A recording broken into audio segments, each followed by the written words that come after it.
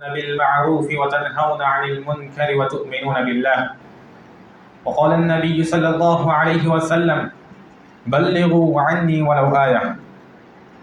معزز حاضرین مجلس، اللہ رب العالمین کا بہت ہی بڑا احسان کرم اور اللہ رب العالمین کا بہت ہی بڑا فضل ہے کہ جامع مسجد والوپے کا یہ پہلا خصوصی اجتماع منعقد ہوا ہے جو کہ اتباع سنت اس موضوع پر ہوگا، اور اس اجتماع میں شرکت پر جامع مسجد والوپے کی انتظامیہ آپ جمیع حاضرین کا تہہ دل سے شکریہ ادا کرتی ہے اور آپ کا خیر مقدم کرتی ہے۔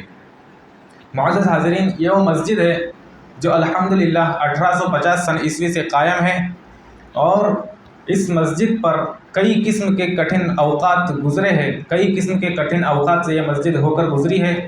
اس میں سے ایک کٹھن وقت اس مسجد پر وہ بھی آیا تھا کہ جب یہ مسجد بالکل شہید ہونے کے در پر تھی، لیکن اللہ رب العالمین کا ایسا احسان ہوا، اللہ رب العالمین کا ایسا کرم ہوا کہ اللہ رب العالمین نے یہاں پر لوگوں کو جوڑنا شروع کر دیا، اور اللہ رب العالمین کی توفیق سے اور اسی طرح سے نوجوانوں کی محنتوں کے بدلے میں اللہ رب العالمین نے اس مسجد کو آباد کر دیا، جیسا کہ آج ہمارے سامنے صورتحال بالکل موجود ہے۔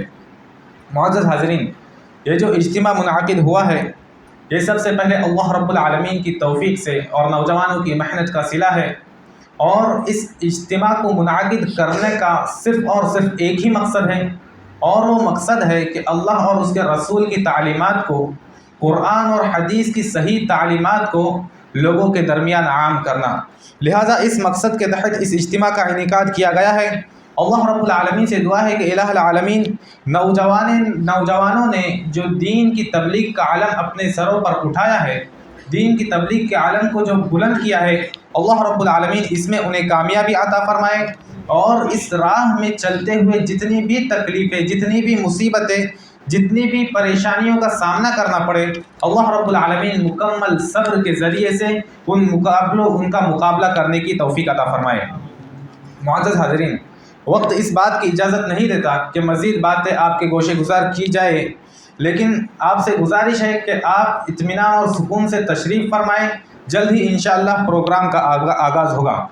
میں پروگرام کے آغاز کے لیے، پروگرام کی ابتدا کے لیے تلاوت قرآن پاک کو پیش کرنے کے لیے فضیلت الشیخ عبدالودود انتلے صاحب کو اس شعر کے ساتھ مدعو کرنا چاہوں گا کہ قرآن کی تلاوت سے آغاز ہو محفل کا، قرآن کی تلاوت سے آغاز ہو محفل کا، اس نور سے پا جائے ہم راستہ منزل کا۔ فضیلت الشیخ عبدالودود انتلے حفظہ اللہ۔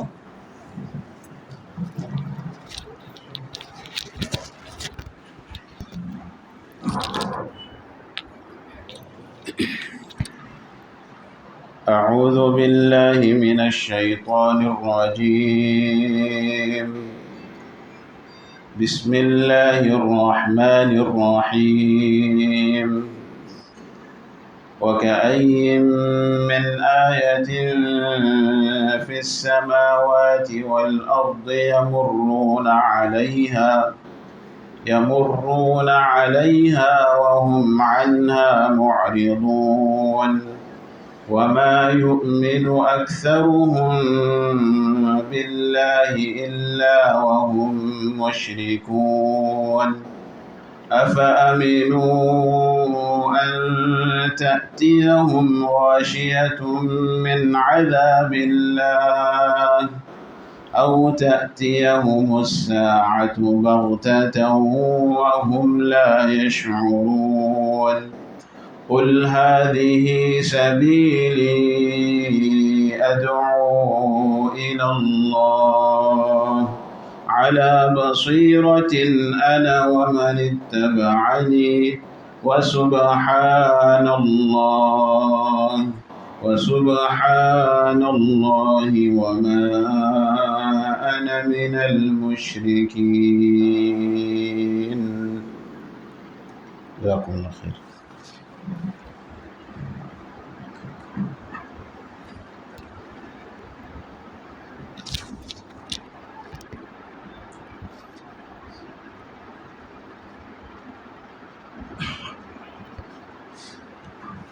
نہیں ہے ابتدا تیری، نہیں ہے انتہا تیری، نہیں ہے ابتدا تیری نہیں ہے انتہا تیری، عبادت کر رہے ہیں روز و شب ارض و سما تیری۔ یہ تھے فضیلت الشیخ عبدالرحمن انطوی حفظہ اللہ، جو کہ اپنی سریلی آواز میں تلاوت کلام پاک سے سامعین کو محسوس کر رہے تھے۔ اب پروگرام کو آگے بڑھاتے ہوئے اس پروگرام کا جو اصل حصہ ہے، اصل کڑی ہے، وہ جو کہ خطاب ہے، جو خصوصی اجتماع ہے، جو کہ اتباع سنت اس موضوع پر منعقد ہوا ہے، جس کے لیے ہمارے درمیان جو علمی شخصیت موجود ہے وہ کسی تعریف کی محتاج نہیں ہے، کسی تعارف کی محتاج نہیں ہے۔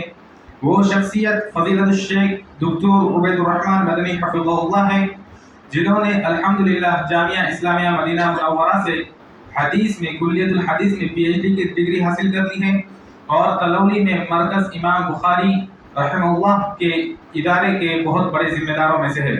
میں شیخ کو بڑے ہی ادب و احترام کے ساتھ اس شعر کے ساتھ مدعو کرنا چاہوں گا کہ ممکن نہیں کہ کارواں منزل کو پا سکے، ممکن نہیں کہ کارواں منزل کو پا سکے جب تک نہ کوئی راہبر معتبر ملے۔ فضیلت الشیخ دکتور عبید الرحمن مدنی حفظہ اللہ، جن کا وقت انشاءاللہ 8:20 تک ہوگا۔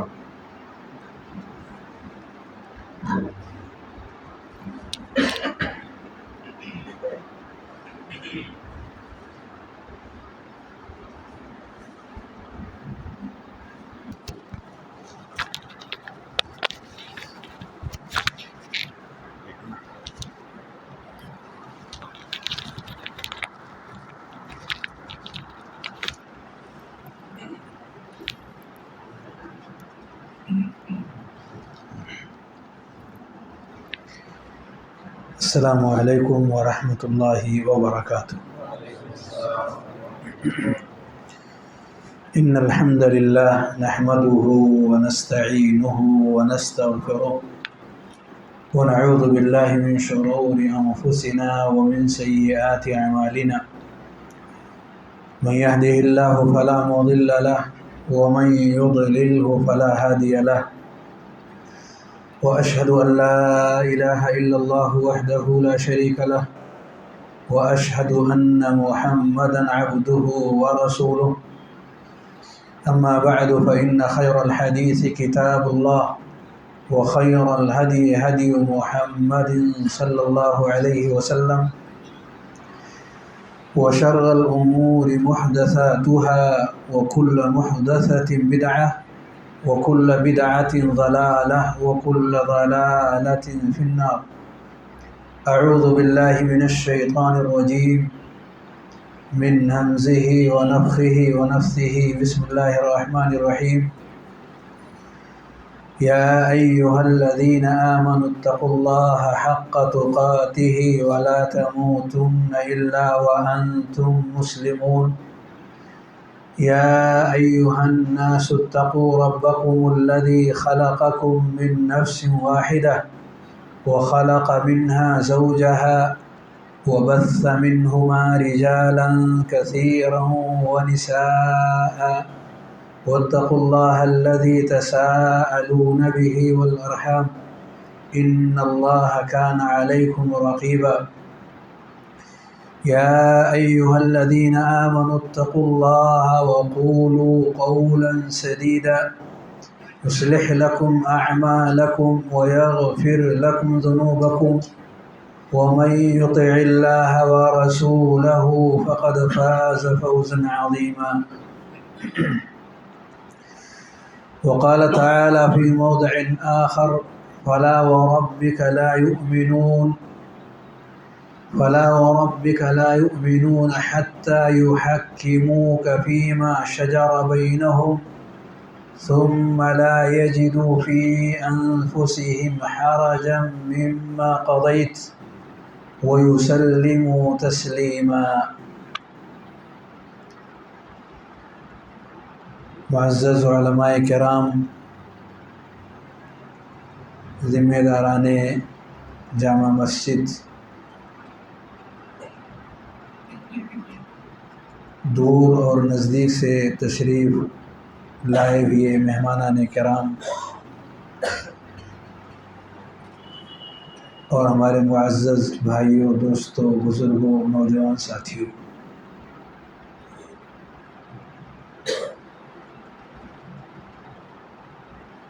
چپلون کی اس جامع مسجد کے اندر، جس کے بارے میں ابھی ہم نے سنا، کافی پرانی مسجد ہے اور مختلف حالات سے گزر کر ہمارے درمیان ابھی اس سچویشن میں ہے کہ الحمدللہ نوجوانوں کے دلوں کی دھڑکن ہے، مصلیان کرام اور دیگر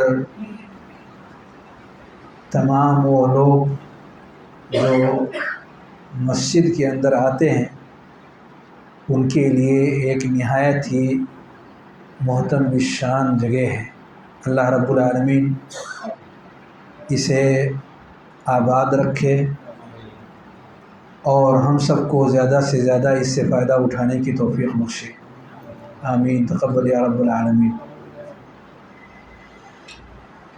گفتگو کے سلسلے کو موضوع کے حوالے سے شروع کرنے سے پہلے بہتر خیال کرتا ہوں کہ آگے کے حصوں میں جو جگہیں خالی ہیں،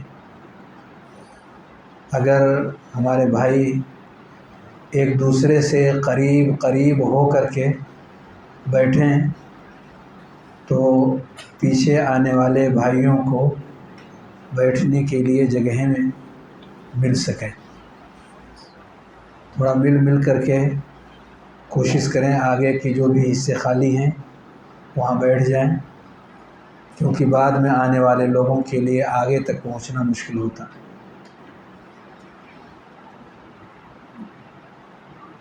آ جائیے، پیچھے سے آگے آ جائیں، جو بھی جگہیں خالی ہو رہی ہیں وہاں پہ بیٹھ جائیں اور پیچھے کے حصے ہی کو خالی رکھیں۔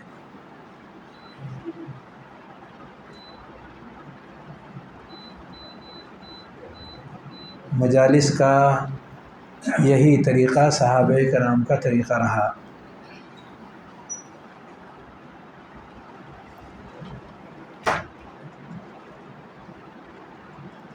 الحمدللہ۔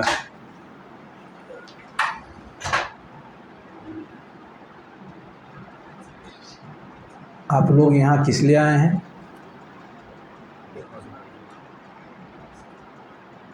جی، علم حاصل کرنے کے لیے۔ الحمدللہ، ایک عظیم مقصد لے کر کے آپ تمام یہاں تشریف لائے ہیں۔ اللہ رب العالمین آپ تمام کے نیک مقاصد کو پوری فرمائے۔ اس مبارک جگہ کے اندر جسے ہم مسجد کہتے ہیں، رب کریم نے ہم سب کو جمع کیا ہے، اپنی دار رحمت جنت الفردوس میں بھی ہم سب کو جمع فرمائے، آمین یا رب العالمین۔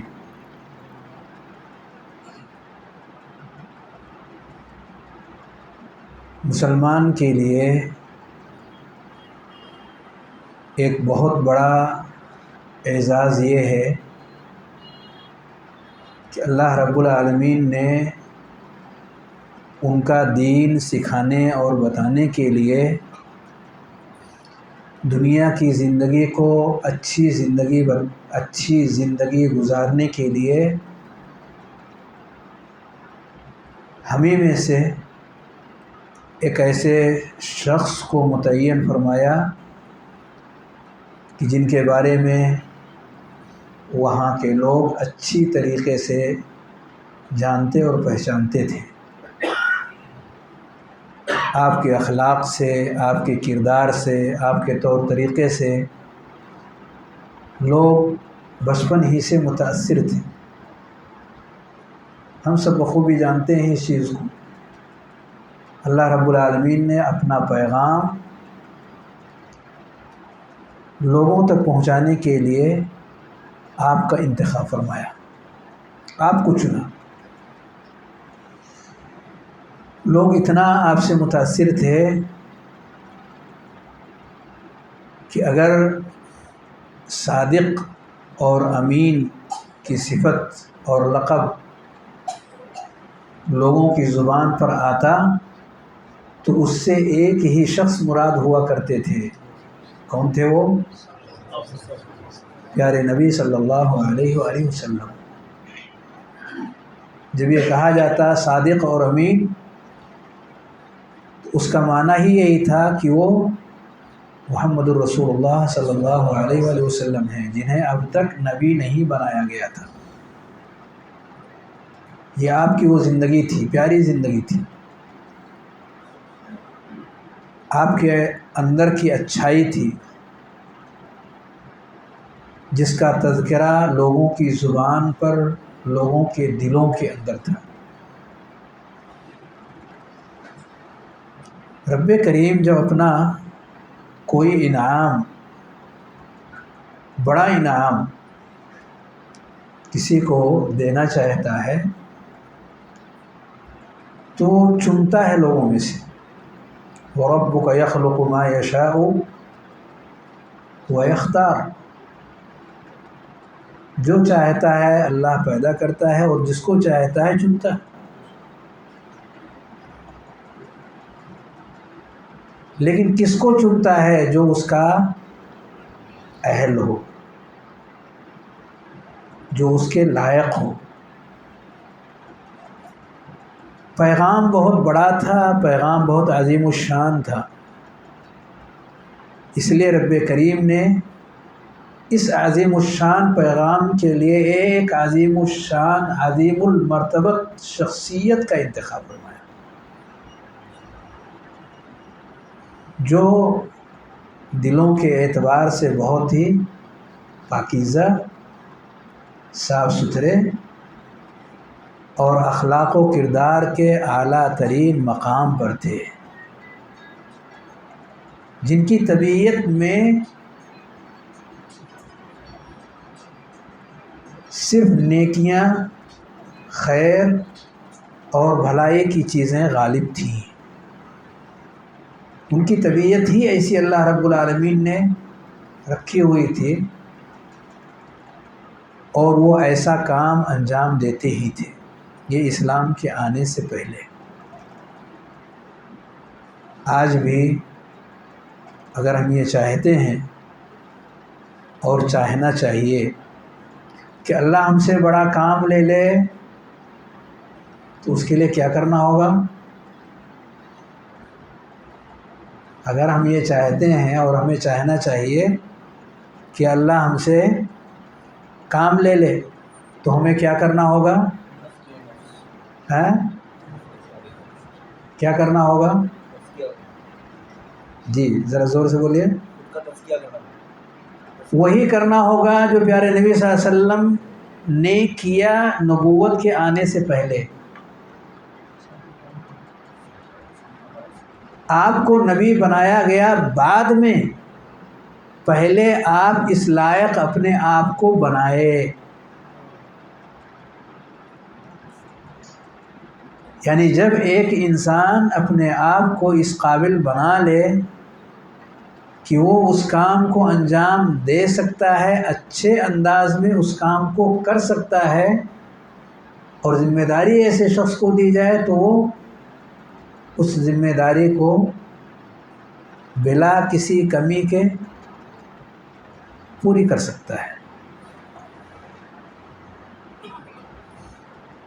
کیا ہم یہ چاہتے ہیں کہ مرنے سے پہلے پہلے اللہ ہم سے کچھ کام لے لے؟ کیا ہماری یہ تمنا ہے؟ کیا ہماری یہ چاہت ہے؟ ہم میں کا ہر شخص کی یہ چاہت ہے کہ اللہ ہم سے کچھ کام لے لے، کیونکہ یہی کام ہے جو آنکھ بند ہونے کے بعد اس انسان کے لیے ابر رحمت بن کر کے اس کی قبر میں برسنے والا ہے. اس کے لیے ہمیں اپنے آپ کو تیار کرنا چاہیے. ہر شخص اپنے آپ کو تیار کرنے کی کوشش کرے. وہ دوسروں پر نگاہ نہ اٹھائے کہ اس کام کے لیے فلاں آدمی ہم سے زیادہ اچھا ہے. وہ اپنے آپ کو اس کام کے لیے ریڈی کرے، تیار کرے کہ اللہ یہ بڑا کام میں چاہتا ہوں میرے ذریعے سے تو کر لے. یہ جذبہ ہر انسان کے اندر آنا چاہیے.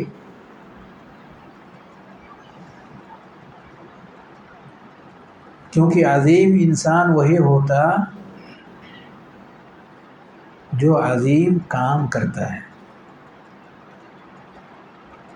کام سے انسان کی عظمت ٹپکتی ہے، کردار سے انسان کہلاتا ہے. جیسا ہم کریں گے، جیسا ہمارا کردار ہوگا، جیسے ہمارے اندر کے جذبات ہوں گے، جیسے ہماری اچھی چاہتیں ہوں گی، اللہ رب العالمین اسی کے اعتبار سے ہمیں دنیا کے اندر وہ کام کرنے کی توفیق بخشے گا جو ہمارے لیے، خاندان کے لیے، بستی والوں کے لیے، پوری امت کے لیے وہ اسی قدر نفع بخش ہوگی. من یرید اللہ بہ خیرا یستعملہ، اللہ رب العالمین جس کے ساتھ خیر کا ارادہ کرتا ہے اسے کام کرنے کے لیے منتخب کر لیتا ہے، کام کرنے کی توفیق دیتا ہے.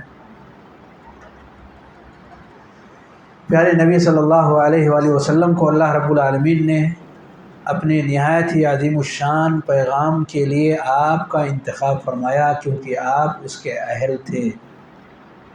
آپ کو کیا بنایا گیا؟ نبی اور رسول. پیارے نبی صلی اللہ علیہ وسلم نبوت اور رسالت کے بلند مقام پر فائز ہوئے. اللہ نے آپ کو امت کے لیے، قیامت تک آنے والے لوگوں کے لیے نبی اور رسول بنا دیا. آپ کے بعد کوئی نہیں ہے جسے نبی اور رسول کہا جا سکے. کوئی نبی آنے والا نہیں، کوئی رسول آنے والا نہیں. آپ آخری نبی اور آخری رسول قیامت تک کے لیے. اور ساتھ ہی ساتھ آپ کو رحمت للعالمین بنا کر کے بھیجا. وما ارسلناک الا رحمت للعالمین. ہم نے آپ کو سارے لوگوں کے لیے رحمت بنایا. سارے لوگ میں کون کون آئیں گے؟ سارے لوگوں میں ہر دین دھرم کے لوگ جو بھی موجود ہیں ہمارے اس کائنات کے اندر، جتنے بھی ادیان کے لوگ موجود ہیں، مسلم نان مسلم، سب کے لیے آپ رحمت تھے. کیا نبی صلی اللہ علیہ وسلم سب کے لیے رحمت بنا کر کے بھیجے گئے تھے؟ اور انس و جن، انسانوں کے لیے بھی رحمت تھے اور جنوں کے لیے بھی آپ رحمت تھے. اور یہاں صرف انس اور جن انہی دونوں کے لیے نہیں، بلکہ ساری مخلوق کے لیے نبی کریم صلی اللہ علیہ وسلم رحمت بنا کر کے بھیجے گئے. ساری مخلوق کے لیے. انس اور جن کے علاوہ بھی کوئی مخلوق رہتے ہیں اس کائنات میں؟ رہتے ہیں؟ کسی مخلوق کا نام بتائیں. انس اور جن کے علاوہ پرندے، ماشاءاللہ، پرندے جانور، ان کے لیے بھی رحمت بنا کر کے بھیجے گئے نبی صلی اللہ علیہ وسلم. جی، ان کے لیے بھی رحمت. ایک بار نبی کریم صلی اللہ علیہ وآلہ وسلم کا گزر ایک ایسے اونٹ کے پاس سے ہوا کہ جو شکایت کر رہا تھا پیارے نبی صلی اللہ علیہ وسلم سے. شکایت کیا تھی اس کی؟ کہ اونٹ کا جو مالک ہے وہ اس سے بھرپور کام لیتا ہے، لیکن کھلانے اور پلانے کے معاملے میں کنجوسی سے کام کرتا ہے، بھر پیٹ کھانا اس کا نہیں دیتا۔ ایسا نبی کریم صلی اللہ علیہ وسلم نے کہا، پوچھا کون ہے اس کا مالک؟ جب وہ شخص سامنے آیا تو نبی کریم صلی اللہ علیہ وسلم نے کہا، انہ شکا الی انک تجیعہ تدعبہ، کہ تم اسے بھوکا رکھتے ہو اور کام برابر لے رہے ہو، مسلسل بلا توقف لے رہے ہو، کام لینے میں کوئی کمی نہیں ہے، پر کھلانے پلانے میں کمی پائی جاتی ہے۔ انک تجیعہ تدعبہ، نبی کریم صلی اللہ علیہ وسلم کی رحمت ایسے جانوروں کے حوالے سے بھی کہ جن جانوروں کی بولی انسان نہیں سمجھ سکتا، یہ رب کریم کا کرم کہ پیارے نبی صلی اللہ علیہ وآلہ وسلم کو وحی کے ذریعے سے وہ ساری باتیں بتا دی گئیں اور آپ نے اسے سمجھ لیا، اور سامنے والے کی آپ نے رہنمائی فرمائی کہ ایسا نہیں کرنا۔ ایک انسان جانوروں کے لیے اگر مہربان ہو سکتا، ان کے لیے اگر رحمت اس کی شریعت کے اندر موجود ہے، تو انسانوں کے لیے اعلیٰ درجے کی رحمت ہے۔ کتنے ایسے واقعات کتب احادیث کے اندر موجود ہیں کہ جانور کے ساتھ رحم دلی کا معاملہ کرنے کی وجہ سے رب کریم نے ان کی مغفرت فرما دی۔ ہے کوئی واقعہ آپ لوگوں کے ذہن میں؟ جی آپ بتائیں۔ ہاں ماشاء اللہ، پیاسے کتے کو ایک عورت نے اور بعض روایات میں ایک مرد نے، دو واقعات ہیں، پانی پلایا، وہ بھی کنویں میں سے موزے میں بھر کر کے پانی اوپر لا کر کے، اور کتے کو پانی پلایا۔ پیاسے کتے کو پانی پلانے کی وجہ سے رب کریم کو بندے کے اندر موجود یہ شفقت اور رحمت پسند آئی اور اسے معاف کر دیا اللہ نے۔ اللہ کے اس عمل، اللہ رب العالمین نے اس شخص کے اس عمل کو اتنا پسند کیا کہ اس کی کمیوں اور کوتاہیوں کو جو پچھلی زندگی میں اس سے ہو گئی تھی انہیں معاف فرما دیا۔ اگر یہ صفت ایک انسان کے اندر موجود ہو تو وہ عظیم انسان ہے۔ ایک عظیم انسان عظیم کردار والا، عظیم کام والا ہی انسان ہو سکتا ہے۔ اسی لیے پیارے نبی صلی اللہ علیہ وسلم کے بارے میں اللہ نے کہا، وَإِنَّكَ لَعَلَىٰ خُلُقٍ عَظِيمٍ، وَإِنَّكَ لَعَلَىٰ خُلُقٍ عَظِيمٍ، آپ بلند اخلاق والے ہیں، بڑے اخلاق والے ہیں۔ یعنی نبی کریم صلی اللہ علیہ وسلم کے اندر کے جو اخلاق تھے وہ معمولی نہیں تھے، وہ چھوٹوں کے لیے بھی ویسے ہی مہربان تھے، اور نوجوانوں کے لیے بھی ویسے ہی تھے، مردوں کے لیے بھی ویسے ہی تھے، عورتوں کے لیے بھی ویسے ہی تھے، قوم و ملت کے جتنے بھی لوگ تھے سارے لوگوں کے لیے آپ مہربان تھے۔ نبی کریم صلی اللہ علیہ وسلم کی سیرت طیبہ کو اگر انسان خالی ذہن کے ساتھ، اطمینان اور سکون کے ساتھ اگر پڑھے تو متاثر ہوئے بغیر نہیں رہ سکتا۔ اسی لیے پیارے نبی صلی اللہ علیہ وسلم نے فرمایا، ارحموا من فی الارض یرحمکم من فی السماء، لوگوں زمین میں رہنے والے لوگوں کے اوپر رحم کرو، آسمان والا تمہارے اوپر رحم کرے گا۔ ایسا دل ہمیں بنانا ہے،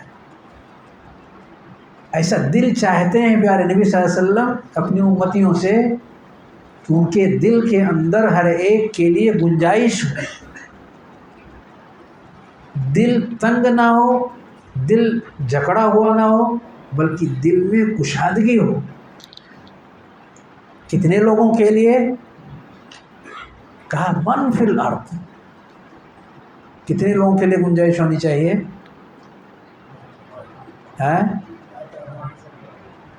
کہا یہ آدمی ہم کو نظر نہیں آنا چاہیے، اسے دیکھتے ہیں تو ہمارا سر سے پیر تک دماغ، میرا پورا وجود جلنے لگتا ہے اور ہم گرم ہو جاتے ہیں، یہ آدمی نظر نہیں آنا چاہیے۔ آج کی تاریخ سے اب ہمارے آنکھوں کے سامنے نہیں آنا۔ اور اگر کسی ایسے شخص سے ہماری ملاقات ہو جائے اچانک جو ہمیں اچھے نہیں لگتے کسی وجہ سے، تو پوری کوشش یہ ہوتی ہے کہ ہم اپنا گردن کسی اور طرف گھما لیں۔ کیا واقعی سارے لوگوں کے لیے ہمارے دل میں گنجائش ہے؟ ہم تو اپنے گھر کے 10 افراد، ایک چھوٹا سا پریوار، ان میں سے اگر کوئی شخص ہماری نافرمانی دن میں 4 بار کر دے تو ہماری نگاہوں سے گر جاتا، اور ڈانٹ پھٹکار الگ سے، اور کبھی کبھار اس کے آگے بھی کارروائی ہو جاتی۔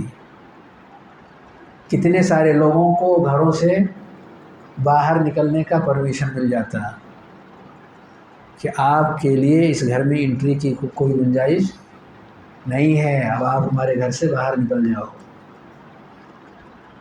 ایک گھر کے افراد کے لیے بھی ہمارے اس چھوٹے سے دل کے اندر گنجائش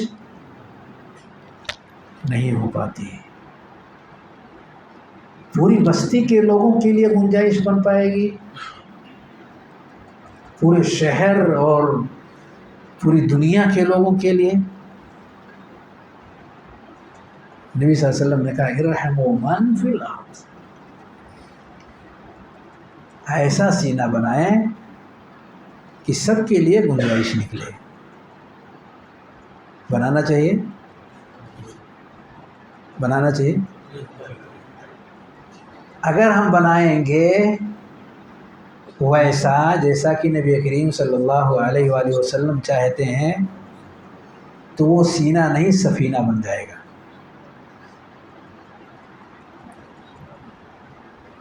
اور سفینہ من رکبہا نجا ومن تخلف عنہا غرق، ایسا سفینہ بنائیں اپنے اس سینے کو کہ جو اس سفینے پر سوار ہو جائے، یعنی کشتی، سفینہ یعنی کشتی، جو اس پر سوار ہو جائے کامیاب ہو جائے، اور جو اس سے پیچھے رہ جائے وہ ہلاک و برباد ہو جائے۔ کتنے ایسے لوگ پیارے نبی صلی اللہ علیہ وسلم کے پاس درخواست لے کر کے آتے ہیں کہ آپ فلاں کے لیے بد دعا کر دیجئے۔ نبی صلی اللہ علیہ وسلم کے پاس بد دعا کر دیجئے، حد ہو گئی، بد دعا کر دیجئے، تھک گئے ہم۔ کیا کہا نبی صلی اللہ علیہ وسلم نے؟ اللہم اہد دوسا وأت بہ۔ وہ آئے تھے کہ آپ بد دعا کے لیے اپنے ہاتھ اٹھا دیں، پر نبی کریم صلی اللہ علیہ وآلہ وسلم نے جو کلمات اپنے مبارک زبان سے ادا فرمائے وہ کیا تھے؟ اللہم اہد دوسا وأت بہ، اے اللہ اس قبیلے کے لوگوں کو ہدایت دے دے اور انہیں میرے پاس پہنچا دے۔ یہ تنگ سینہ ہے کہ جو ان تمام چیزوں کو سننے کے بعد پھر بھی اس کے لیے گنجائش اپنے سینے کے اندر پا رہا ہے۔ لوگ بد دعا کے لیے کہہ رہے ہیں اور آپ دعا کے لیے ہاتھ اٹھا رہے ہیں. یہ تو لوگوں کی بات تھی. اور خود جب لوگوں نے آپ کے ساتھ برا سلوک کیا اور برا سلوک کی انتہا کر دی، پتھروں سے بھی آپ کو، نبی کریم صلی اللہ علیہ وآلہ وسلم کو لوگوں نے مارا. اور آپ کو پتہ ہے کہ اگر پتھر جسم میں لگے گا تو جسم سے خون بہیں گے. آپ کے جسم کے اوپر کپڑے کے علاوہ روکنے کے لیے کوئی اور چیز نہیں تھی، اس لیے جسم کے مختلف حصوں سے خون بہنے لگے.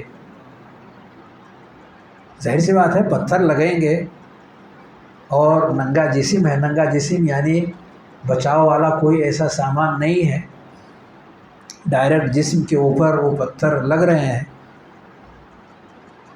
تو خون تو جسم کے مختلف حصوں سے بہیں گے. چوٹ انتہا درجے کی ہوگی، خون آسانی سے نہیں نکلتا.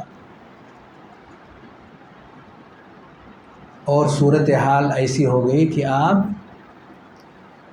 بے ہوش ہو گئے.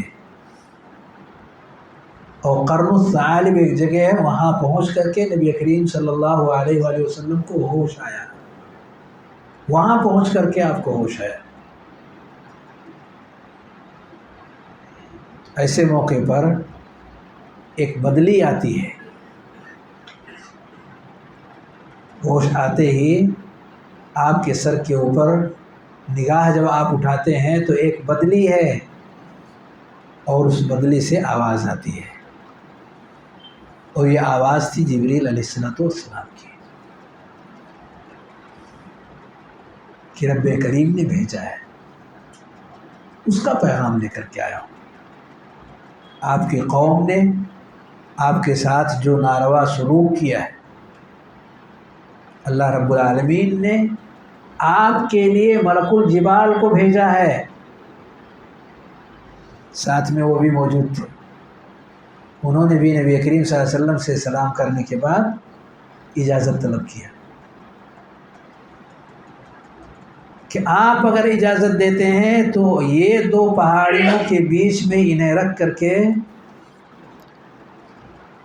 اور تہس نہس کر دیں، ان کا معاملہ ختم کر دیں. اس قدر انہوں نے زخم پہنچایا ہے، تکلیف پہنچائی ہے نبی کریم صلی اللہ علیہ وآلہ وسلم کو. ظاہر سی بات ہے اگر دل کے جلے ہوتے جیسے کہ آج ہم میں کی اکثریت کا حال ہے تو ہماری نوک زبان پہ آتا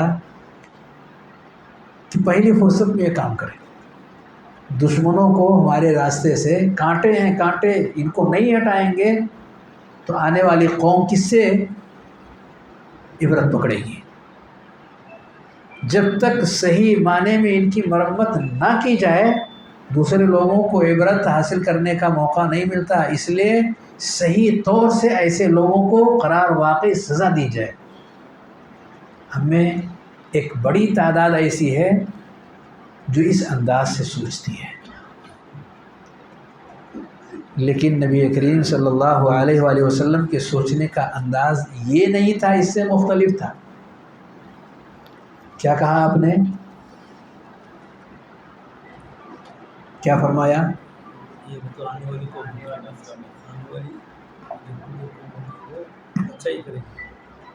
بارک اللہ فیک. ذرا پیچھے سے بھی کچھ بتائیں. جی آپ بتائیں کیا کہا نبی کریم صلی اللہ علیہ وسلم نے؟ جی پیچھے مت دیکھ، ہاں کھڑے ہو کے ذرا بتائیں. ہاں بالکل اچھی بات، تھوڑا کھڑے ہو جائیں، بلند قد کے ہیں ماشاء اللہ. ہاں ہاں وہی واقعہ ہے، میں نے اشارہ ماشاء اللہ، جزاک اللہ خیر. انہوں نے خلاصۃ الخلاصہ پیش کر دیا.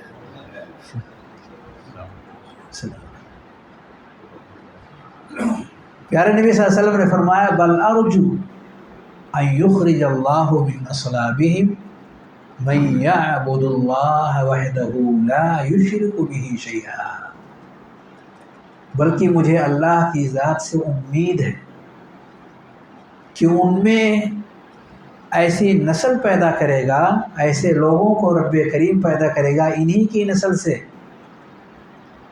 کہ جو ایک رب کی عبادت اور بندگی کریں گے اور اس کی ذات میں اور اس کے حقوق میں کسی کو بھی شریک و ساجی نہیں کریں گے۔ اس امید سے کہہ رہے مجھے امید ہے، یعنی دو راستے ہر ایک کی نگاہوں میں ہیں کہ ممکن ہے یہ سدھریں نہ سدھریں، لیکن ممکن ہے ان کے بچے، ان کی نسل، آنے والی نسل اس کو سمجھ آ جائے، لیکن اگر یہ رہیں گے ہی نہیں تو ان کی نسل کہاں سے آئے گی؟ یہاں سے نبی کریم صلی اللہ علیہ وسلم نے بدلہ نہ لینے کی اور ان کے بارے میں اس امید کی لہر آپ نے اپنے دلوں کے اندر پیدا فرمائی۔ یہ اس دل کی ترجمانی ہو سکتی ہے جس کے دل کے اندر آگ نہیں، محبتیں اور رحمتوں کی دریا بہہ رہی ہو۔ ہمارے دلوں کے اندر آگ جلنے لگتا ہے جب کوئی ہمارے ساتھ ناروا سلوک کرتا ہے۔ آپ جس ملک کے اندر ہیں یہاں کی صورتحال کسی سے ڈھکی چھپی نہیں ہے، جب بھی کہیں کوئی معاملہ ہوتا ہے تو ہم روڈ پہ آ جاتے، کہیں کبھی کوئی معاملہ ہو جائے اور آپے سے باہر ہو جاتے، صورتحال ہماری کچھ ایسی بن جاتی کہ ان کنٹرول پوزیشن میں ہم آ جاتے ہیں۔ سوال، نبی کریم صلی اللہ علیہ وسلم نے جو معاملہ ان کے ساتھ کیا تھا کیا ہم بھی کر سکتے ہیں اپنی اس قوم کے لوگوں کے ساتھ یا نہیں کر سکتے؟ نہیں کر سکتے، سب کے ساتھ کر سکتے۔ کوشش تو کر کے دیکھیں، اگر مار کھانے کے بعد بھی نبی کریم صلی اللہ علیہ وسلم ہمت نہیں ہارے تو آپ کی امتی کیوں ہار جائے؟ وہ پیغام جو صرف اس امتی کے دلوں کے اندر موجود ہے، اس کے ذہن و دماغ کے اندر چل رہا ہے، اسے اوروں تک پہنچانے کے لیے وہ کوششیں کیوں نہ کریں؟ کیوں ہمت ہار کر کے اور بیٹھ جائے کہ نہیں اب ہمیں بدلہ چاہیے؟ وہ تو بدلہ نہیں چاہ رہے تھے، وہ پیغام ان تک پہنچانا چاہ رہے تھے، اور ہم پیغام پہنچانے کی تدبیر سوچنے کے بجائے صرف بدلے کی ترکیب سوچتے ہیں۔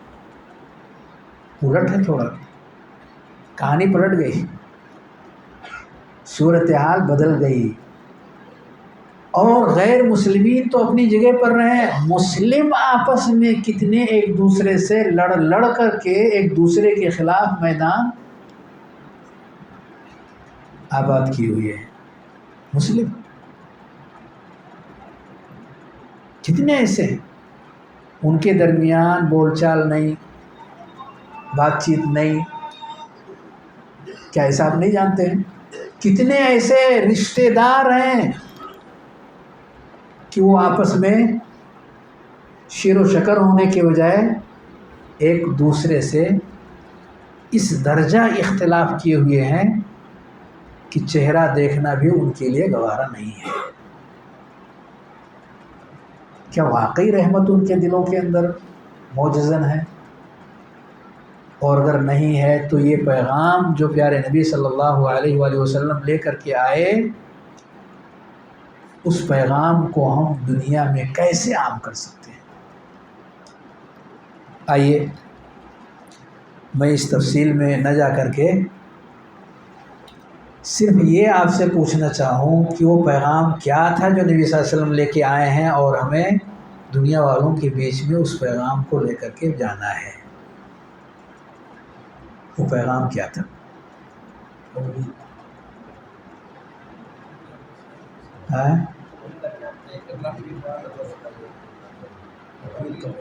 توحید کا پیغام. کون سا پیغام تھا؟ توحید کا پیغام. توحید کا پیغام کیا تھا؟ ذرا کھل کے بتائیے. ایک اللہ کی عبادت اور بندگی کی جائے، اس کے ساتھ کسی کو شریک اور ساجھی نہ کیے جائے. کیا عبادت کے علاوہ کوئی اور چیز نہیں ہے جو اس پیغام کے اندر داخل ہو سکے، شامل ہو سکے؟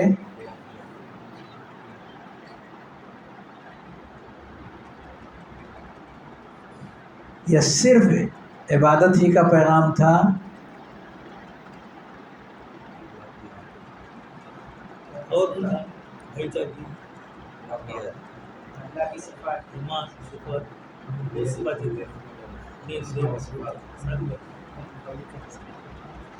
آپ ایسا کہنا چاہتے ہیں کہ حقوق اللہ اور حقوق العباد دونوں لے کر کے آئے. بے شک صحیح ہے. اللہ رب العالمین کے تمام حقوق، جس میں سب سے سر فہرست عبادت کا حق. اللہ رب العالمین کے تمام حقوق، جس میں سب سے بڑا حق کون سا ہے؟ عبادت کا. اللہ کا سب سے بڑا حق کیا ہے؟ ان یعبدوہ ولا یشرکوا بہ شیئا، کہ صرف ایک رب کی عبادت کریں، اس کے ساتھ کسی کو بھی شریک نہ کریں. یہ اللہ کا سب سے بڑا حق ہے. یہ پورا یہی ہے. اللہ رب العالمین کا صرف یہی حق ہے یا اس کے علاوہ بھی حقوق ہیں؟ اور بھی ہیں؟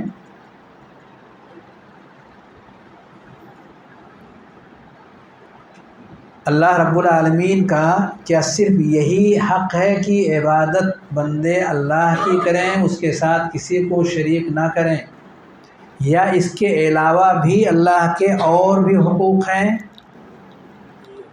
اور بھی ہیں؟ نہیں ہے، صرف یہی ایک حق ہے.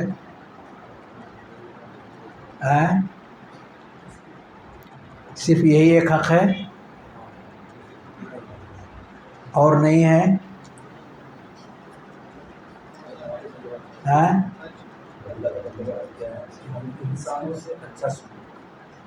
اللہ کے حقوق وہ تو بندے کے حقوق ہو گئے.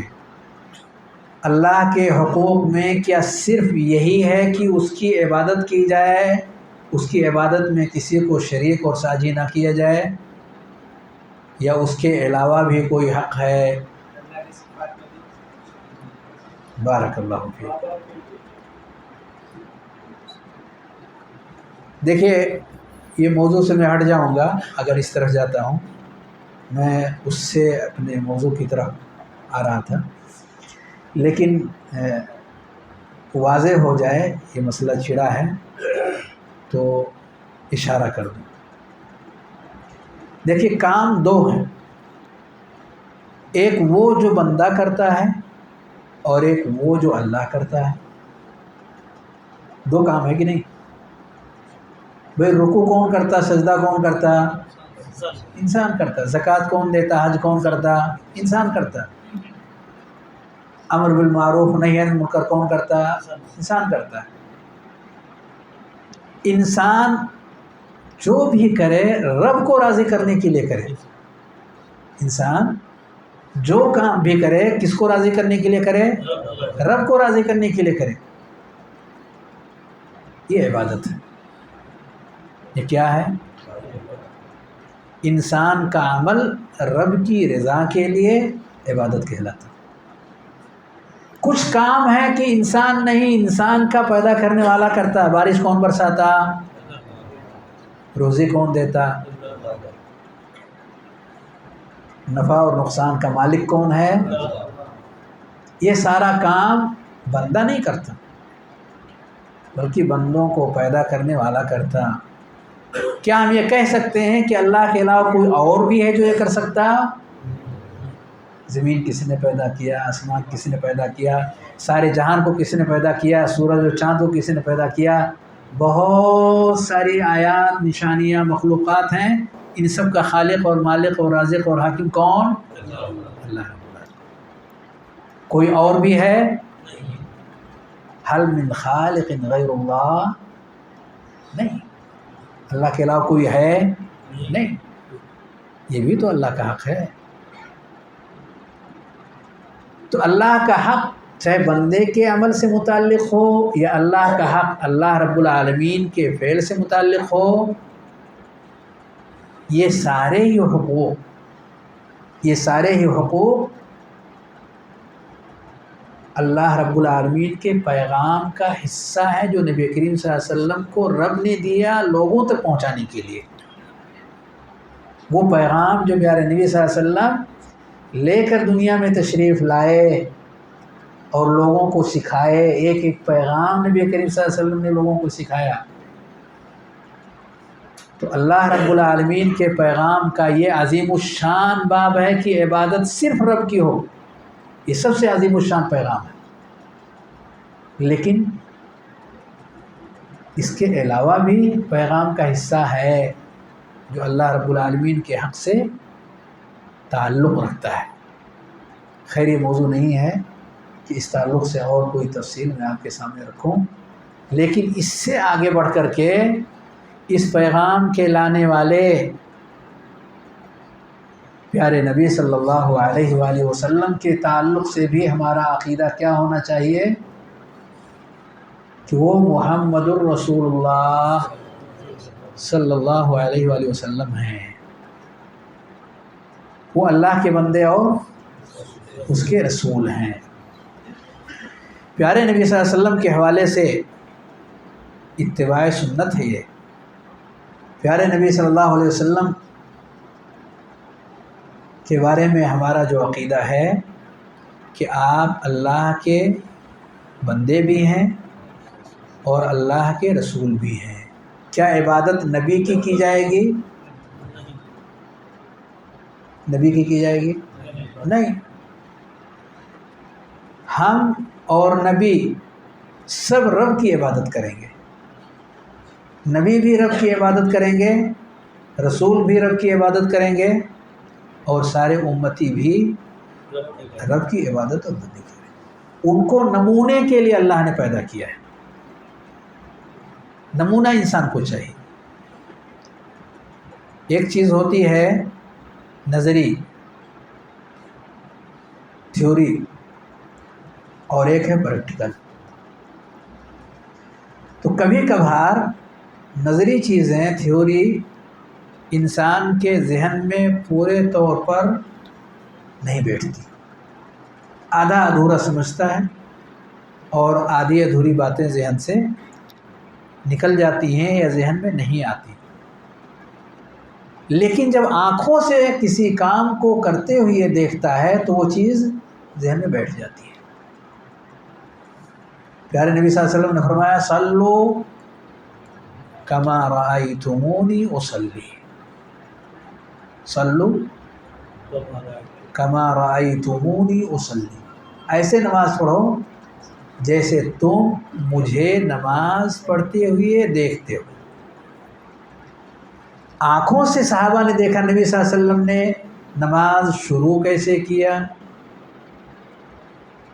اور شروع کرنے کے بعد آپ نے کیا پڑھا اور پھر رکوع میں کیسے گئے اور اس کے بعد کی کیا صورتحال ہوئی۔ کہا جیسے تم مجھے دیکھ رہے ہو نماز پڑھتے ہوئے ویسے تم نماز پڑھو۔ پریکٹیکل پوری لائف پیارے نبی صلی اللہ علیہ وسلم کی اسی کام کے لیے تھی کہ صحابہ جو اس زمانے میں موجود ہیں، نبی کریم صلی اللہ علیہ وآلہ وسلم جس زمانے میں نبی بنا کر کے بھیجے گئے تاکہ آپ کے تمام کاموں کو وہ اپنی نگاہوں سے دیکھ کر کے کیچ کر سکیں اور اپنی زندگی کو ویسے ڈھال سکیں۔ اس کے لیے اللہ نے پیارے نبی صلی اللہ علیہ وسلم کو دنیا والوں کے بیچ میں نبی اور رسول بنا کر کے بھیجا۔ اب جب یہ بات کلیئر ہو گئی کہ نبی کریم صلی اللہ علیہ وآلہ وسلم اللہ کے بندے بھی ہیں اور اللہ کے رسول بھی ہیں، اللہ رب العالمین نے آپ کو اس لیے بھیجا تاکہ ایک نمونہ لوگوں کو مل سکے جسے دیکھ کر کے وہ اپنی لائف کو صحیح رخ دے سکے، کیسے جینا ہے، کیسے کاموں کو انجام دینا ہے، گھر کو کیسے چلانا ہے، بیوی بچوں کے ساتھ کیسے رہنا ہے، چھوٹے بڑوں کی تربیت کیسے کرنی ہے، نماز اور روزے اور دنیا کے کاموں کو کیسے انجام دینا ہے، یہ سب کچھ زبانی اور عملی طور پر سکھانے کے لیے معلم، داعی، رہنما، رہبر اور ہادی بنا کر کے اللہ نے آپ کو لوگوں کے درمیان بھیجا۔ تو نبی کریم صلی اللہ علیہ وسلم ہمارے لیے بحیثیت ایک رسول کے ہیں، ایک پیغامبر کے ہیں۔ تو جب کلمہ توحید کی بات آتی ہے تو ہم کیا کہتے ہیں اپنی زبان سے؟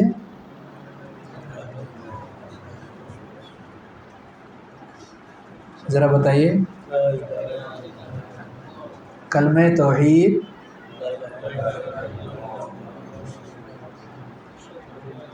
جی بیٹا آپ کھڑے ہو جائیں، سب ایک ساتھ پڑھ رہے ہیں، سمجھ میں نہیں آتا، آپ ذرا بتائیے یہ کیا ہے؟ کلمہ توحید۔ جی بیٹا آپ جی کیا ہے یہ کلمہ توحید؟ جی بیٹھے پیچھے سے ذرا آپ جی کھڑے ہوئے۔ کلمہ توحید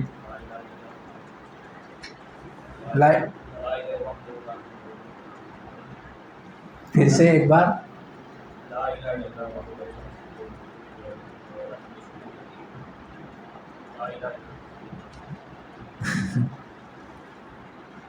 کئی چیزیں آپ نے سنا دیا۔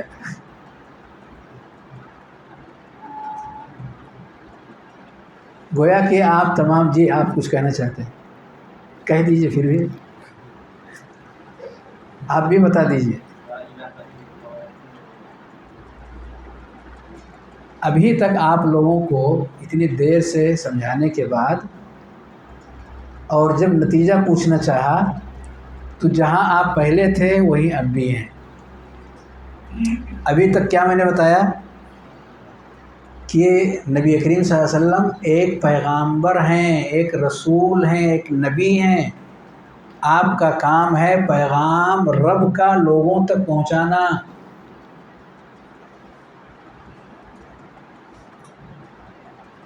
اور اس کو ہم لوگ کیا کہتے ہیں؟ منصب رسالت۔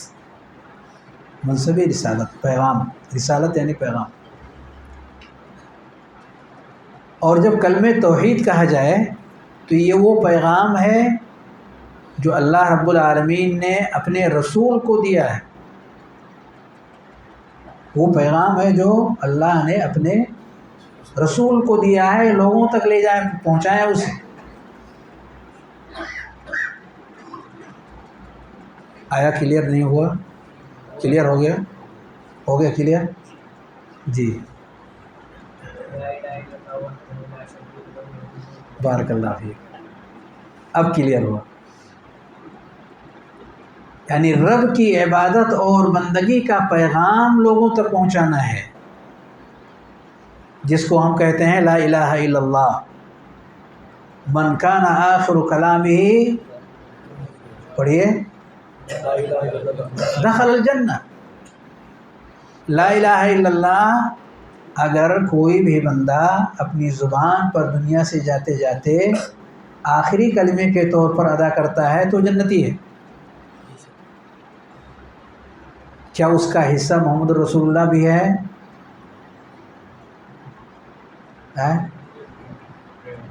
بہت مشکل پڑ رہا ہے نہ کہتے ہوئے۔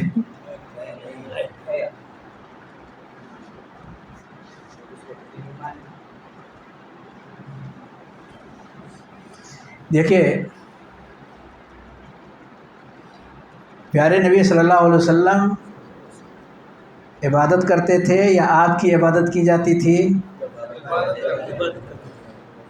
کس کی کرتے تھے؟ جس کی ہم کرتے ہیں۔ تو نبی کریم صلی اللہ علیہ وسلم کلمہ توحید کا حصہ ہیں؟ نہیں ہے۔ نبی کریم صلی اللہ علیہ وسلم کی ذات کیا کلمہ توحید کا حصہ ہے؟ نہیں۔ توحید یعنی اللہ کے حقوق۔ توحید کا مطلب کیا ہوا؟ اللہ کے حقوق اللہ کے لیے خاص کرنا۔ توحید کا مطلب کیا ہے؟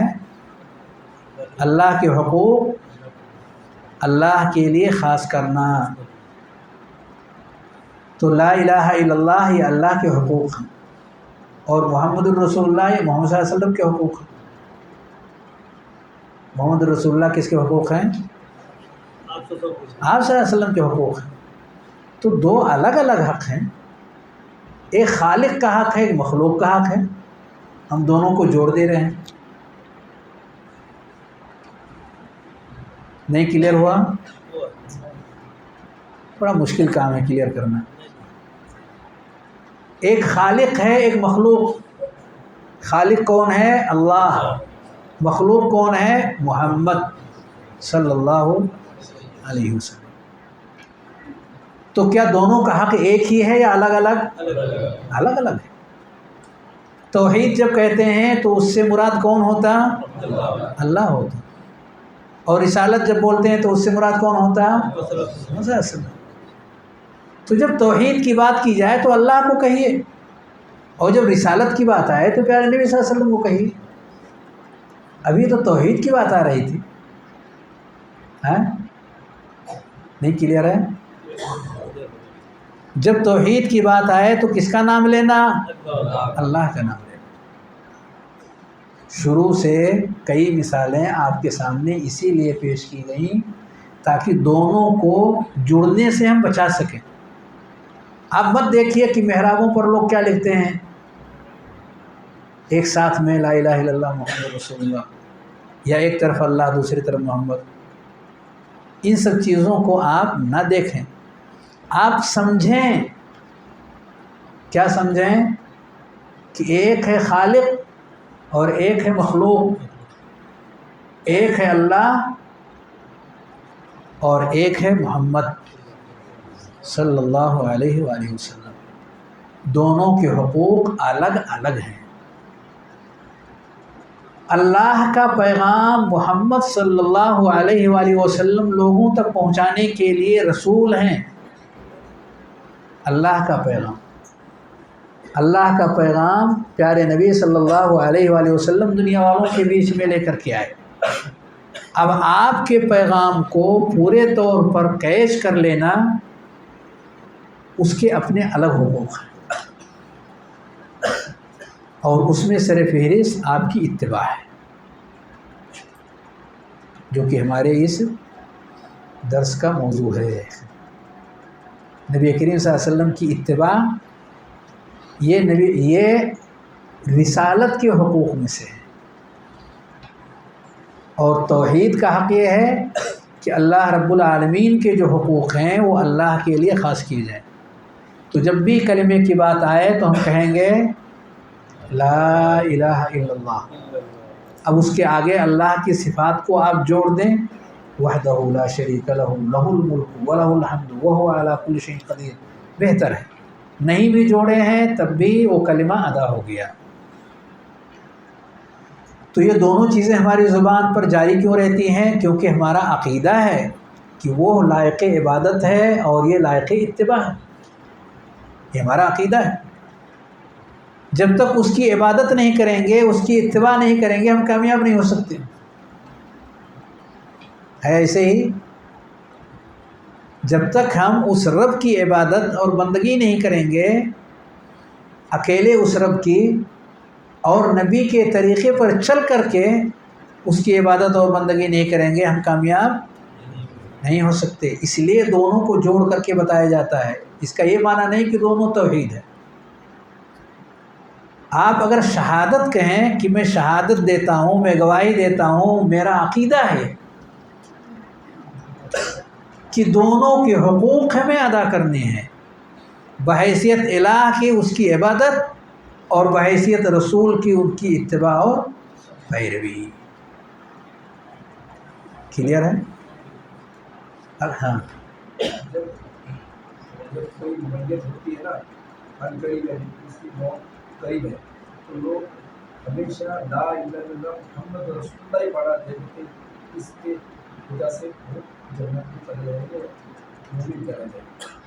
اسی لیے تو میں کلیئر کر رہا ہوں کہ کیا پڑھانا چاہیے، کلیئر اسی لیے کر رہا ہوں تاکہ ہم توحید جو اصل پیغام ہے، جو اصل پیغام ہے جس کے لیے سارے انسانوں کو اللہ نے پیدا کیا ہے، وَمَا خَلَقْتُ الْجِنَّ وَالْإِنسَ إِلَّا لِيَعْبُدُونَ، سارے انس اور سارے جن میں انبیاء بھی ہیں، رسول بھی ہیں، اور تمام صلحاء، اچھے نیک، بڑے چھوٹے، مرد عورت، سارے لوگ ہیں، سب کو ایک ہی مقصد کے لیے اللہ نے پیدا کیا تھا، اور وہ عبادت، رب کریم کی عبادت اور بندگی۔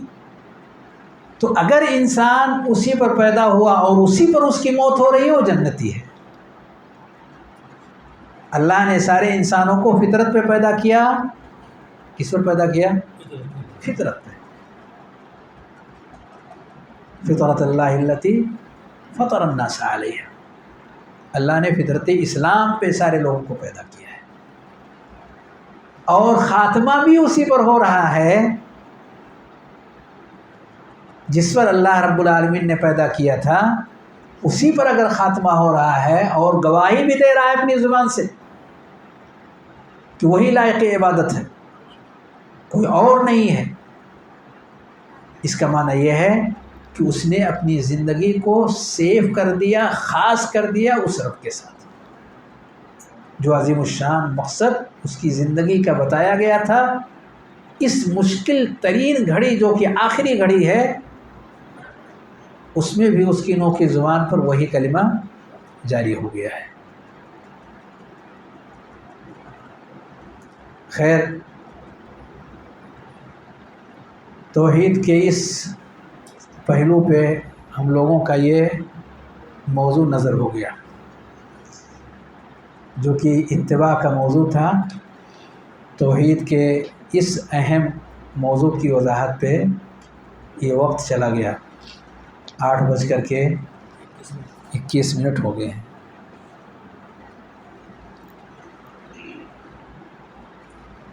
اب اگر کہیے 2-3 منٹ میں مختصر اشارہ دے دوں۔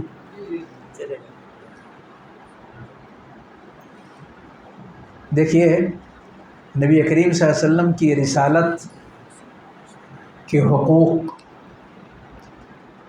بہت، لیکن ان کو اگر ان شارٹ، مختصر میں اگر ہم چند کلمات کے اندر جامعیت کے ساتھ کہنا چاہیں تو ایسا کہہ سکتے ہیں۔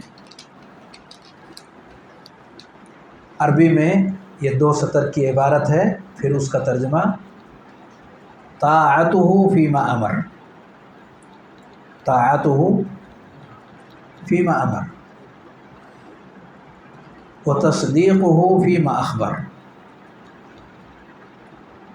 واجتناب ما نہى عنہ وزجر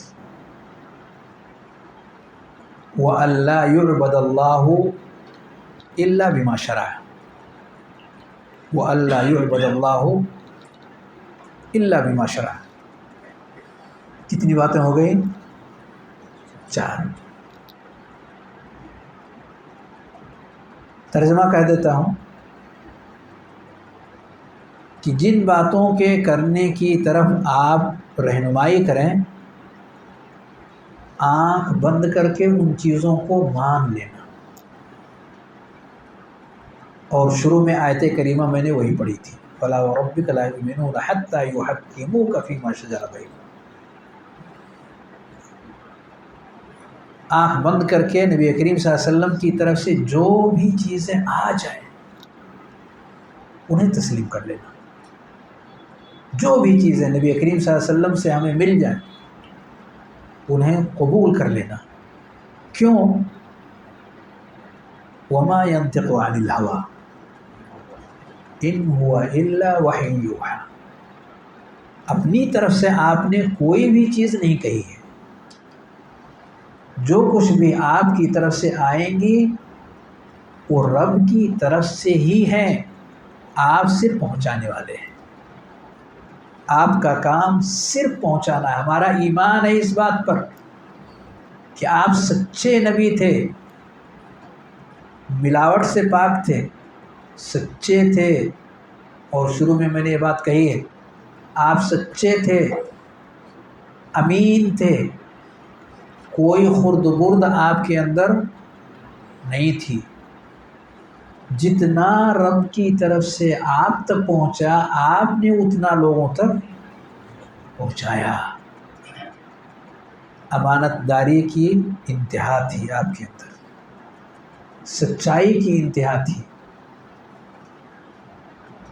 اس کے ساتھ ساتھ اگر نبی کریم صلی اللہ علیہ وآلہ وسلم سے اگر کسی بھی بندے کو کوئی چیز مل جائے تو وہ آگے پیچھے نظریں نہ دوڑائے، وہ دائیں بائیں مت جھانکے، وہ لوگوں کی طرف، خاندان کی طرف، سماج کی طرف اور بہت سارے اپنے احباب کی طرف نگاہیں نہ اٹھائے، بلکہ وہ اگر رب کی سچی عبادت کا کلمہ اس نے پڑھا ہے اور نبی کی سچائی کا اور امانت داری کا وہ یقین اور ایمان رکھتا ہے تو اسے قبول کر لے، اسے قبول کر لے، اپنی زندگی کا حصہ بنا لے۔ طاعتہ فیما امر، یہ ایک حق ہے، تفصیل کا یہ وقت نہیں ہے۔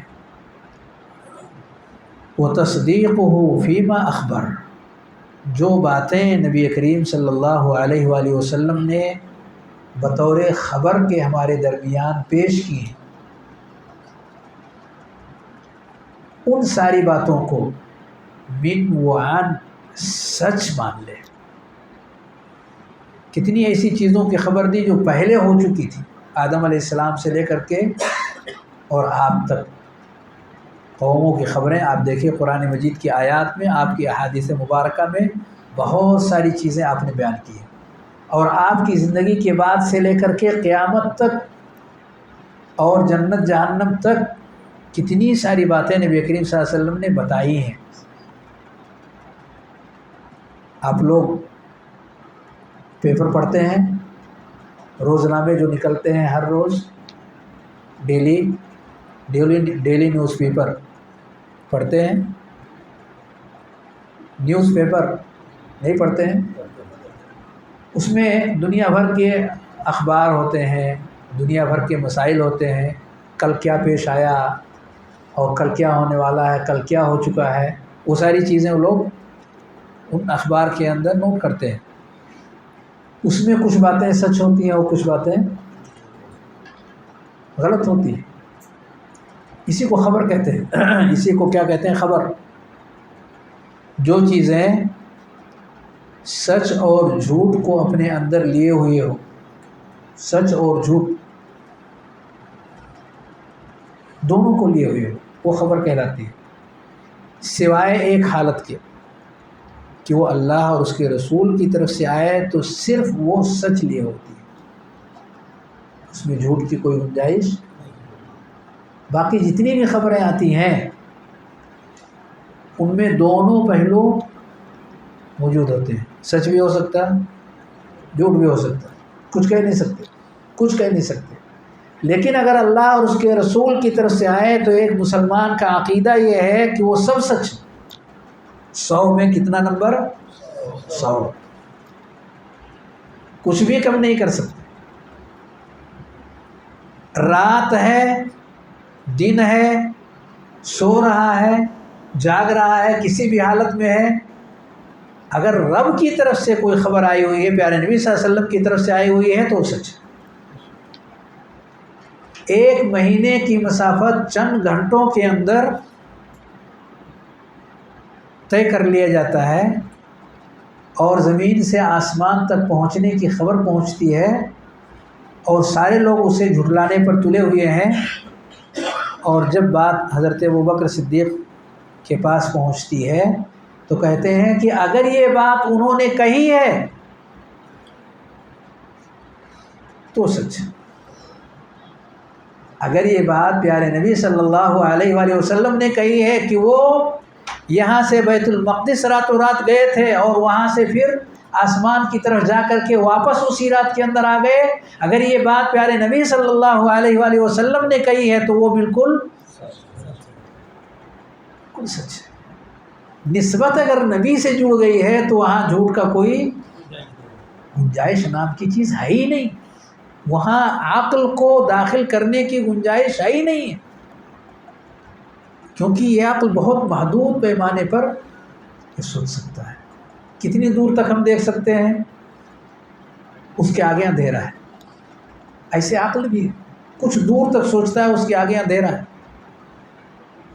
اگر اللہ اور اس کے رسول سے کوئی چیز جڑ جائے تو اس میں گنجائش جھوٹ کی ختم ہو جائے، اسی لیے کہا وہ تصدیق ہو بما اخبر۔ تیسرا پوائنٹ کیا تھا؟ 2 پوائنٹ ہو گئے، 2 پوائنٹ کیا ہوئے؟ نمبر 1 طاعت ہو فیما امر، نمبر 2 تصدیق ہو فیما اخبر، تیسرا کیا تھا؟ واجتناب ما نہی عنہ وزجر، جن چیزوں سے منع کیا ہے ان سے ہم رک جائیں۔ وما آتاکم الرسول فخذوه وما نہاکم عنہ فانتہوا، رسول جو تمہیں دیں اسے لے لو، جس سے منع کریں اس سے رک جاؤ، جس چیز سے بھی منع کریں، وہ ہماری پسند ہو ناپسند ہو، منع کیا، رسول کی طرف سے بات آئی ہے، ٹھہر جاؤ، رک جاؤ۔ پہلے میں تھا حکم دیا ہے کرنے کے لیے، اسے کر لو، اس میں کہا جا رہا ہے منع کر رہے ہیں مت کرو، وہاں کرنا تھا یہاں رکنا ہے۔ ایسے ڈھیر سارے واقعات ہیں صحابہ کرام کے کہ پہلے سے ان کے یہاں بہت ساری چیزیں چل رہی تھیں، آپ نے روک دیا۔ شراب پیتے تھے وہ لوگ، پہلے شراب پیتے تھے وہ لوگ، منع کر دیا، رک گئے وہ لوگ۔ بہت ساری الٹی سیدھی حرکتیں ان کے یہاں پائی جاتی تھیں، کتنی برائیاں تھیں، ایک ایک کر کے ان برائیوں سے نبی کریم صلی اللہ علیہ وسلم نے نام لے لے کر کے اسے کلیئر کیا، منع کیا، رک گئے صحابہ کرام بے شک۔ چوتھی اور آخری چیز ہے وہ اللہ یعبد اللہ الا بما شرع، کہ اللہ کی عبادت نہ کی جائے مگر نبی کے طریقے پر۔ طریقہ کس کا؟ طریقہ کس کا؟ نبی کا طریقہ، کسی اور مخلوق کا طریقہ نہیں چلنے والا، کتنا ہی بڑا کیوں نہ ہو، کتنا ہی بڑا کیوں نہ ہو، طریقہ اگر چلنے والا ہے تو صرف پیارے نبی صلی اللہ علیہ وسلم۔ حضرت ابوبکر عمر کا طریقہ چلے گا؟ اسی لیے عبداللہ بن عمر رضی اللہ تعالیٰ عنہما فرماتے ہیں اقول قال رسول اللہ صلی اللہ علیہ وسلم وتقولون قال ابو بکر وعمر، میں کہتا ہوں کہ رسول کریم صلی اللہ علیہ وسلم نے فرمایا اور تم کہتے ہو کہ ابو بکر عمر نے کہا، یعنی منع کر رہے ہیں کہ نبی کی بات جب آ جائے، نبی کا طریقہ جب لوگوں کے بیچ میں پیش کر دیا جائے تو کسی بھی امتی خواہ وہ کتنا ہی بڑا امتی کیوں نہ ہو، ابو بکر رضی اللہ تعالیٰ عنہ کے جیسا، کتنے بڑے تھے وہ، نبی کے بعد کوئی ان کے حیثیت کا نہیں تھا، وہ بھی اگر کوئی بات ایسی کہہ دیے تو دیگر صحابہ کرام نے نبی کی بات کے خلاف ہے اس لیے اس بات کو نہیں مانی جائے گی۔ یہی تو، کوئی طریقہ اگر کوئی امتی بناتا ہے نبی کریم صلی اللہ علیہ وسلم کے طریقے سے ہٹ کر کے اسے لیا جائے گا، کس کا طریقہ لیں گے؟ جو ثابت ہو جائے نبی کریم صلی اللہ علیہ وسلم سے۔ کیا دین میں کوئی کمی ہے؟ کیا عبادت کی جتنی بھی شکلیں پیارے نبی صلی اللہ علیہ وسلم نے بیان فرما دی ہیں، کیا اس میں کوئی کمی کوتاہی ہے؟ رب سے قریب کرنے والے جو کام ہیں، کیا نبی صلی اللہ علیہ وسلم سے کچھ فوت ہو گئے؟ سب کچھ نبی کریم صلی اللہ علیہ وسلم نے بتا دیا، آپ نے کلیئر کر دیا۔ پھر بعد میں لوگوں کی طرف سے اگر کوئی چیز آتی ہے کہ یہ بھی اللہ سے قریب کرنے والا کام ہے، تو یہ لوگوں کا بنایا ہوا ہے، نبی کا طریقہ نہیں، تو کس کے طریقے پر عبادت کرنی ہے؟ نبی کریم صلی اللہ علیہ وسلم کے طریقے پر۔ عبادت کس کی کرنی ہے؟ اللہ وحدہ لا شریک کی۔ کس کے طریقے پر کرنی ہے؟ صرف نبی کے طریقے پر کرنی ہے۔ اور یہی وہ چیز ہے جو صراط مستقیم پر انسان کو گامزن کرنے والی ہے، سیدھا راستہ جو اللہ رب العالمین سے ہر انسان کو جوڑنے والا ہے، نجات والا راستہ، ما انا علیہ و اصحابی والا راستہ، جس پر نبی اور آپ کے صحابہ ہیں، وہ والا طریقہ یہی ہے جو انسان کو رب کریم تک پہنچانے والا ہے۔ باقی اور لوگوں کی طرف سے جو بھی چیزیں آتی ہیں، مثالیں دینے کا یہ وقت نہیں رہا، وہ جتنی بھی پیاری کیوں نہ ہو، وہ پیاری لوگوں کی سوچ کے اعتبار سے تو بن سکتی ہے، مگر رب کے ہاں بھی اگر وہ پیاری ہوتی تو نبی کریم صلی اللہ علیہ وسلم کے واسطے ہی سے ہم تک آتی۔ ظہر کی نماز، فرض نماز کتنی رکعت ہے؟ کتنی رکعت؟ اگر آپ 2 رکعت بڑھا کر کے 6 رکعت فرض ادا کریں تو کوئی غلط کام ہے؟ نہیں، کام تو نمازی کا پڑھ رہے ہیں نا بھائی، اس میں آپ نماز پڑھ رہے ہیں، یعنی قیام کر رہے ہیں، رکوع کر رہے ہیں، سجدہ کر رہے ہیں، اور جو کچھ پڑھ رہے ہیں وہ قرآن کی آیتیں ہیں، اذکار ہیں، دعائیں ہیں، کوئی غلط کام تو نہیں ہے نا اس میں؟ دماغ کے اعتبار سے، عقل کے اعتبار سے کوئی غلط چیز ہے اس میں؟ لیکن اگر کوئی شخص 6 رکعت پڑھے گا تو کیا امتی اسے برداشت کریں گے؟ کہیں گے نبی کا طریقہ 4 رکعت کا ہے۔ کیا کہیں گے؟ نبی کا طریقہ 4 رکعت والا ہے، 6 نہیں چلے گا۔ ایسا سوچنے کا یہ طریقہ ہے، سوچنے کا یہ طریقہ ہے۔ اب اگر کوئی شخص کہے کہ کھانے پر ہم یہ سورت، یہ آیت ہم پڑھتے ہیں، کوئی گالی گلوچ تو نہیں بکتے، کوئی غلط کام ہم نے کیا، ایسا لوگ ذہن میں ڈالتے ہیں۔ اپنا طریقہ لوگ لا کر کے پیش کرتے کہ ہم نے جو کچھ اس کھانے پر پڑھا، کوئی غلط چیز پڑھی ہے؟ ہم نے تو قرآن کی آیتیں پڑھی ہیں، وہی پڑھ کر کے ہم نے اس کے اوپر دم کیا ہوا ہے، کیا غلط کیا ہم نے؟ ایسا لوگ پوچھتے ہیں۔ کیا جواب ہے؟ کیا نبی کریم صلی اللہ علیہ وسلم نے ایسا کیا؟ پوری زندگی، پوری لائف میں نبی کریم صلی اللہ علیہ وسلم نے کھانے پر قرآن مجید کی آیتیں پڑھ کر کے دم کی برکت کے لیے؟ جس کام کو پیارے نبی صلی اللہ علیہ وسلم نے نہ کیا ہو، وہ کام ہمیں رب سے قریب کر سکتا؟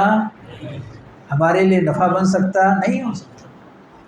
یہ سوچنے کا طریقہ ہمیں دیا گیا کہ کوئی بھی کام ہم کریں، عبادت کا کام، رب سے قریب کرنے کا کام، رب سے نزدیک کرنے کا کام، تو وہ کام کیسا ہونا چاہیے؟ نبی کے طریقے پر چل کر کے۔ بھائیوں، یہ موضوع ایسا ہے کہ جس کی اچھی وضاحت ہونی چاہیے، تھوڑی اور اس کے اندر کلیئرٹی آنی چاہیے، لیکن میں اسی پر اکتفا کر رہا ہوں۔ چند باتیں موٹی موٹی آپ کے سامنے پیش کی گئی ہیں، اللہ رب العالمین ہم سب کے لیے اسے نفع بخش بنائے، ہمیں نبی کریم صلی اللہ علیہ وآلہ وسلم کی سنتوں کا شیدائی بنائے، خیر اور بھلائی کے کاموں کو آپ کے طریقے پر چل کر کے اسے انجام دینے والا بنائے، نبی کریم صلی اللہ علیہ وآلہ وسلم کی سچی اتباع، سچی محبت کرنے والا بنائے، دنیا میں ہمیں جب تک رکھے ایمان پر، اسلام پر رکھے، اور جب ہمارا خاتمہ ہو اسلام پر ہو، ایمان پر ہو، آمین۔ وآخر دعوانا ان الحمد للہ رب العالمین، صلی اللہ وسلم علی نبینا محمد وعلی آلہ وصحبہ اجمعین۔ السلام علیکم ورحمۃ اللہ وبرکاتہ۔